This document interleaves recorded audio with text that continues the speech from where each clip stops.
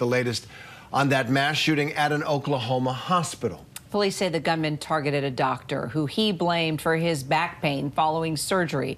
ABC News senior investigative reporter Aaron Katersky and ABC's Alex Presha joining us now. Aaron, police now have this letter that the suspected gunman had on him. It clearly indicated he was seeking revenge against this doctor. Well, it does, Kira, and the gun he used in this shooting allegedly was purchased very, very recently, but there is no waiting period to purchase a firearm in Oklahoma.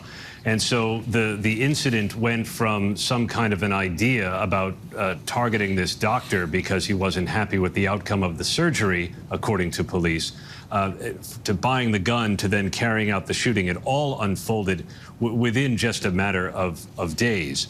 And this is yet another mass shooting in the country where we see something that is not necessarily hatched out well in advance, like an intricate plot, but rather something that seems to be more spontaneous, even if we later find out there may have been signs in advance that something like this could have happened.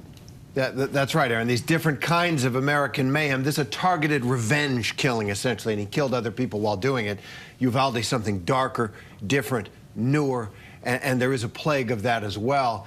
All of it related to this plague of gun violence in America. So, Alex, how has the White House responded to this latest mass shooting?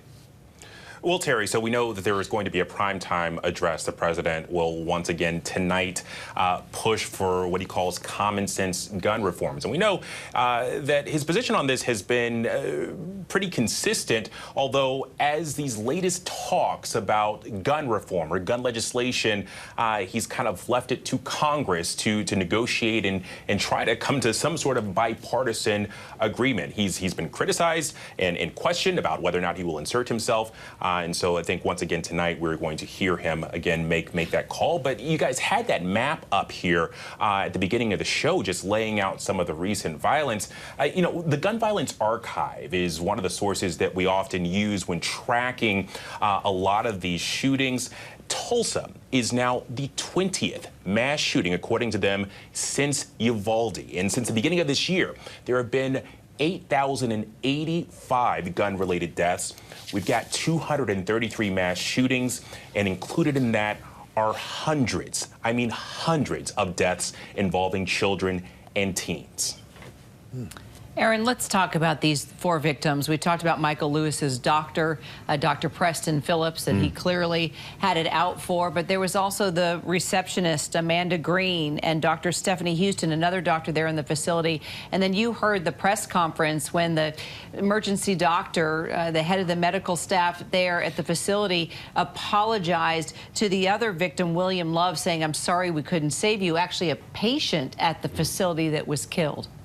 All at St. Francis Health System there in Tulsa, and many of them just seem to be in the wrong place at the wrong time following what appears to be this alleged targeted killing for the doctor, Dr. Preston Phillips. And he was remembered by friends and colleagues as somebody who was kind, somebody who made a positive impact, somebody who would train with others. And how often do we hear these very personal stories of these innocent lives who were killed in gun violence, and here no different. They are targeted inexplicably so, and we are likely to now hear even more about them as we tend to families and the country tries to make sense yet again of why they were killed in this fashion.